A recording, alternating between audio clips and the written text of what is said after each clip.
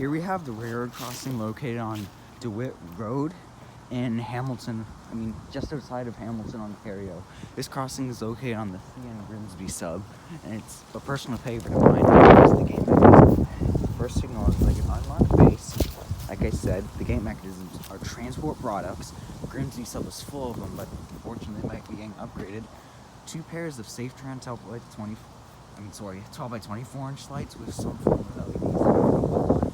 It's emergency information, milepost 35.32, and the signal is no bell. The safe tram bracket.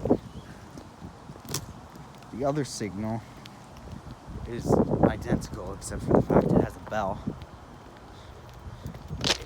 It has an unmarked base, another transport products gate mechanism.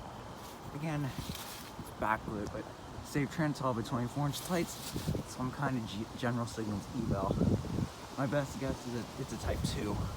And the gate lights are no LEDs. Here's looking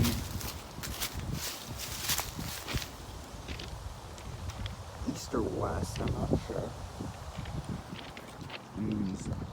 Other direction.